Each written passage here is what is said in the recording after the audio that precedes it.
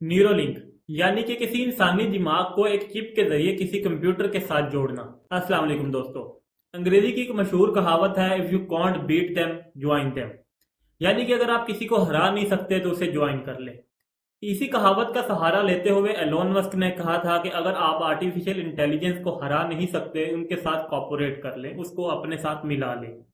आप इमेजिन करें, आपका ब्रेन आपको बगैर बताए या आपके बगैर बोले किसी दूसरे ब्रेन के साथ कम्युनिकेट कर रहा है, या फिर उसके साथ बातें कर रहा है, या फिर उसे कोई इंफॉर्मेशन ट्रांसफर कर रहा है, या फिर आपके ब्रेन को किसी कंप्यूटर या किसी डिवाइस की मदद से कंट्रोल किया जा रहा है, बिल्कुल एक रिबोट की तरह।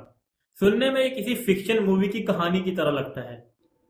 इंसानी दिमाग में चिप लगाने का कोई नया आइडिया नहीं है। इससे पहले भी ये चिप कई दफा बन चुकी है, मगर इस चिप में ऐसा नया क्या है? हम जरा कुछ साल पीछे चलकर देखते हैं। सिर्फ 2 से 3 साल पहले हम सब आर्टिफिशियल इंटेलिजेंस को एक अफसाना समझते थे, जैसा कि किसी नावल में लिखी हुई कोई कहानी।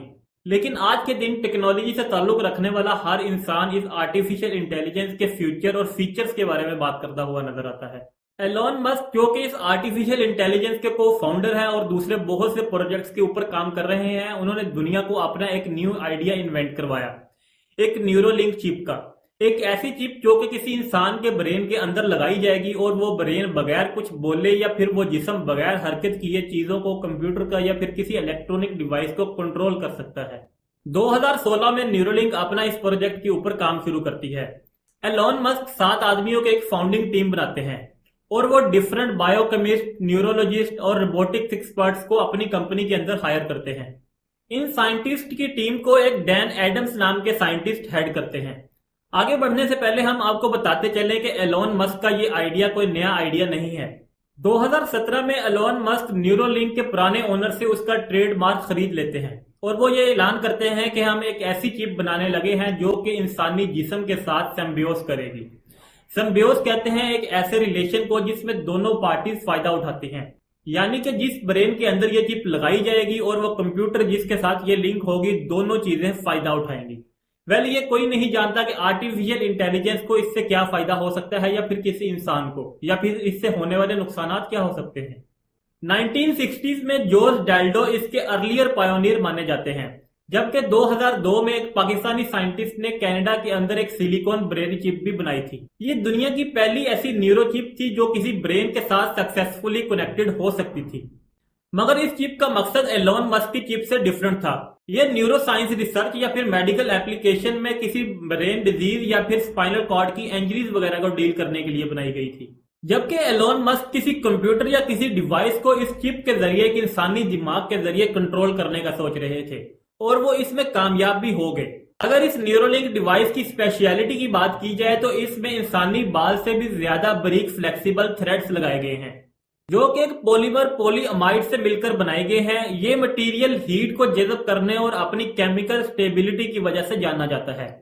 ये थ्रेड लाइक स्ट्रक्चर इस कदर बारीक इसलिए बनाया गया है ताकि ब्रेन के अंदर इंजरीज और रिस्क को कम से कम किया जा सके। इन फ्लेक्सिबल थ्रेड्स के अंदर प्लाटिनियम या इरिडियम से बने हुए हजारों टिनी इलेक्ट्रोड्स भी लगाए गए हैं। ये इलेक्ट्रोड ब्रेन के इलेक्ट्रिकल सिग्नल को एक कॉइन लाइक डिवाइस की तरफ ट्रांसफर करेंगे। इन सिग्नलों को समझने के लिए बहुत ही कॉम्प्लेक्स एल्गोरिदम भी बनाया गया है, जो कि इंसान के ब्रेन के सिग्नल को इंफॉर्मेशन में कन्वर्ट करते हैं। इसके अलावा इस डिवाइस को कंट्रोल करने के लिए कंपनी की तरफ से एक मोबाइल ऐप भी क्रिएट की गई है। इस डिवाइस को ब्रेन में लगाने के लिए एक रिबोट का इस्तेमाल किया जाता है, एक सेविंग मशीन या एक सिलाई मशीन जैसा रिबोट, जो कि इंसानों की निस्बत ज्यादा केयरफुली इन स्मॉल थ्रेड्स को ब्रेन के साथ लिंक कर सकता है। अगस्त 2021 में एलोन मस्क एक वीडियो अपलोड करते हैं जिसमें एक बंदर एक न्यूरोलिंक डिवाइस की मदद से एक वीडियो गेम को कंट्रोल कर रहा है। जब भी उस डिवाइस की बैटरी खत्म होने या कम होने लगती है तो वो बंदर एक ऐसी जगह पर जाकर बैठ जाता है जहां पर वायरलेसली उस डिवाइस को चार्ज किया जाता है। हम आपको बताते चले कि इस डिवाइस की ज्यादा से ज्यादा बैटरी टाइम 8 घंटे है, जिसके बाद इसे दोबारा वायरलेस चार्ज करना पड़ता है। मगर हाल ही में एलोन मस्क ने एक अनाउंसमेंट करते हुए कहा कि उन्होंने इंसान के ब्रेन में ये चिप सक्सेसफुली इम्प्लांट कर दी है और वो इंसान रिकवर भी कर रहा है।